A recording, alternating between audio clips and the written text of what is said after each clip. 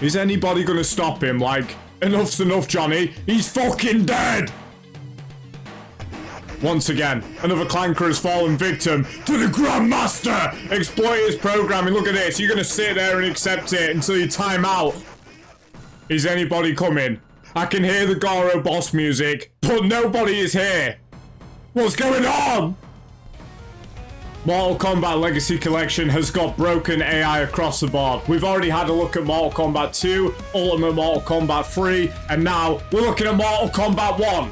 Not the piece of shit that's got Homelander in it, the original 1992 Mortal Kombat, where it all began. The AI is just as fucked in this game, but I will say there are plenty of tricks to beat it. I haven't got just the one trick to show you today, I've got quite a few. The very first fight is pretty easy though, so let's go over to that fight and have a look at how that goes down. There's no reason to actually show off both full rounds in this fight because, as I said before, the AI will let you win in this one. So I picked Johnny Cage. Not because there's any special tactic with him, because there's a hilarious fucking glitch, of course. Beat your opponent and then press forward, forward, forward, low punch, high punch together. Roll your thumb up from low punch to high punch so that it will do the throw, and then the high punch makes him invincible. Because Johnny's fatality is forward, forward, forward, high punch, it creates this glitch. Look at him!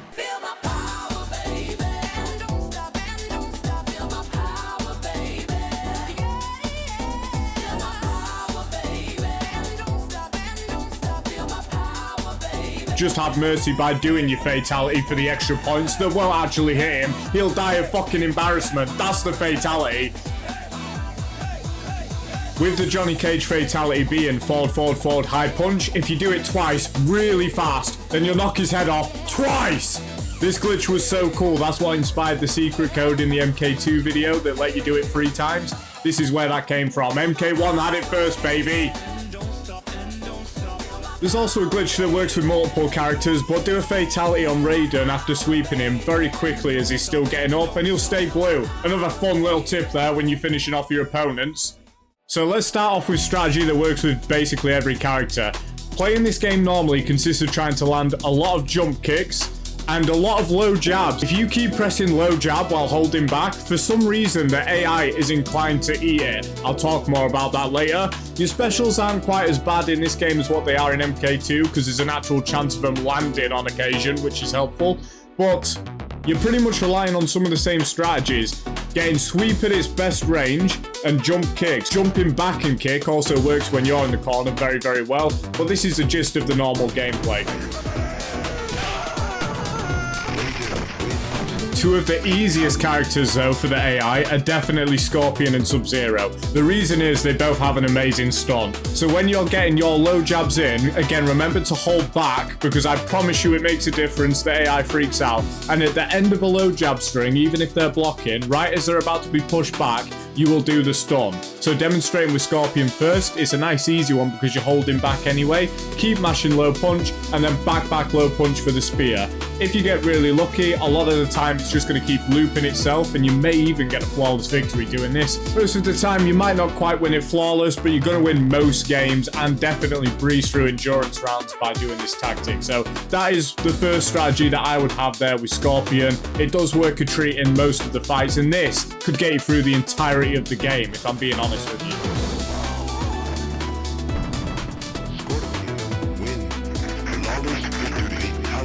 Now to do the exact same thing, but with my favourite character, the Grandmaster, Sub-Zero! And all you gotta do differently now is the jabs while holding back, down forward low punch to freeze. If they are pretty low to the ground, you might just want to uppercut because your low punch is going to miss. But other than that, it's the exact same strategy. Keep stunning, keep repeating, keep going for those full jab strings. If you get really unlucky and they're too low to uppercut, then your best tactic is to sweep and then maybe even try to ice ball right off of it. But again, this is a strategy that I used all the way from growing up playing this game, and it got me through every fucking time the arcade tried to take my money. While demonstrating the Sub-Zero strat though, why don't we talk about the fatalities? That first fatality there where he rips your head off is my favourite one in the game. But did you know this game was censored for the console versions, and there was something called the blood code for the Sega?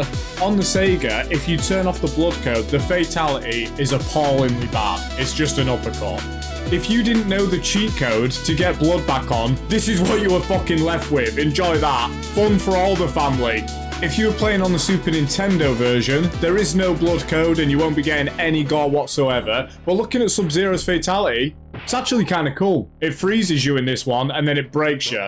Some of the fatalities are still the same, like Liu Kang's, and then you move on to people like Kano. Kano has got to be the worst defender, because instead of doing his classic heart rip fatality, he cops a feel. Look at this, I know Shang Tsung is evil, but come on! Someone's got to step in and stop the tournament for a second. You can't be fucking doing that, Kano.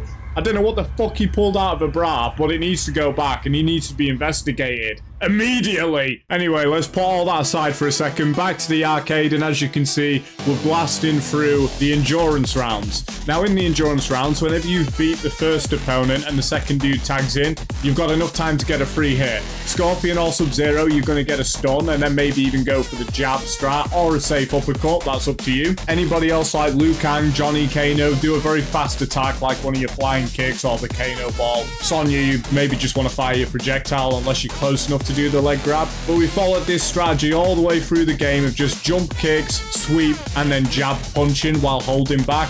The jab mashing is the strongest part of this entire game, as I keep saying. So please, please, please remember to hold back while doing it. That's the only bit I can't stress enough. It seems to make the AI just want to eat those jabs for breakfast, lunch, and dinner. You'll notice though, for this final endurance round, I've swapped to Liu Kang. So if you manage to beat the final round with Liu Kang, there's a glitch with his fatality where if you do it near full screen, it will obviously miss. Keep hold of walking forward though, and watch what happens once this round ends.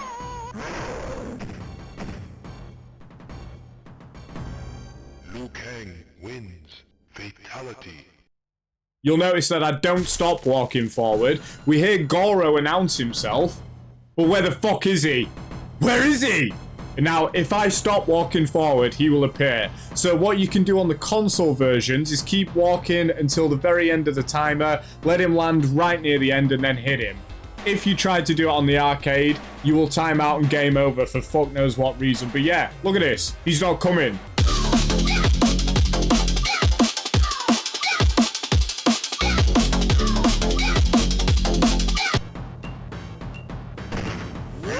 Oh my word, why didn't I hit him?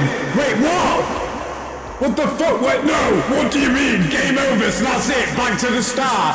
What are you talking about? How is that? Not even to the character select. Great!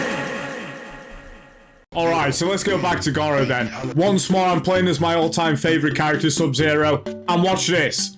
The AI is programmed to projectile you if you throw a projectile. But if you knock him down and do the frost ball before he's waking up, you've got him!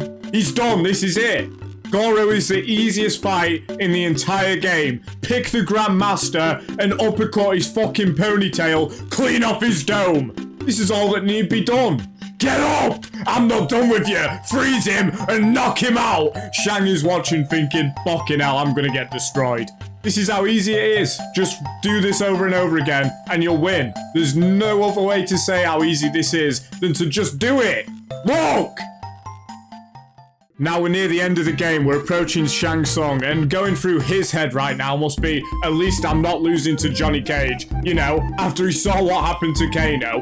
Shang Tsung is a combination of everything you've already done so far. He's actually most dangerous when he's playing as himself, because even if you block his fireballs, you take a load of damage. The best you could hope for, really, is just to keep landing jab strategies when he's playing as any of the normal characters, and the absolute greatest thing that can happen for you is he morphs into Goro. If you're playing as Sub-Zero anyway, you're going to absolutely wipe the floor with him. If you're not playing as Sub-Zero, then to beat Goro, you've got to do it like Mataro, plenty of jump kicks, at which point it's much harder. But if you're doing it with the Grandmaster, like I am, then yeah, look, I got really lucky. I think I fucking demolished him, wouldn't you say? Absolute walk in the park. The second you morph into Goro, you've sealed your fate! Our world is going to have to fuck off, because the Earth realm is safe, as long as I'm here for the Lin Kuei! Now, I wouldn't be able to wrap up this video just yet without talking about the secret characters, like I did for MK2 and 3. In this case, there's only the one. It's Reptile, everybody's favourite green prick. Now I'm playing on the Sega version just because every now and then when you're fighting, Reptile might jump onto the screen and give you a hint as to how to find him. This is a really cool touch, and if you ever found him at the arcades or if you were playing this with a friend over and Reptile fucking jumped out, it was the coolest feeling ever. But to find him was another thing altogether. You have to fight your way through to the pit, and as his hints start to suggest, you have to be perfect, meaning you have to win 2 flawless victories. He tells you that blocking will get you nowhere. That means you literally can't block. If you block, he won't appear. And finally, the most important thing as well, you have to see something fly over the moon. If you don't see any silhouettes flying past the moon, no matter what you do, even if you meet the other 2 requirements, Reptile will not be found. Once you meet all those requirements, you need to finish off the opponent with an uppercut to meet him.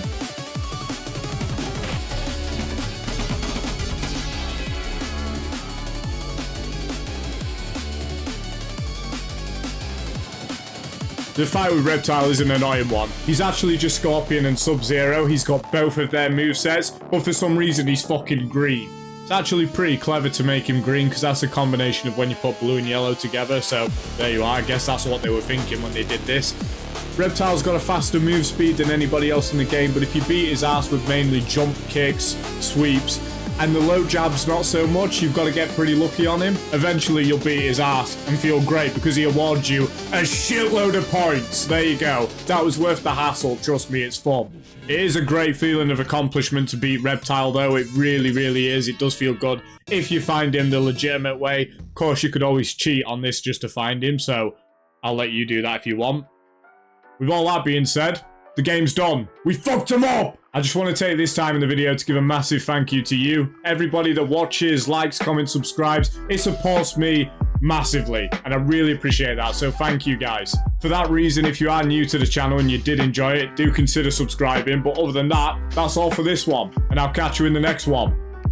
Cheers!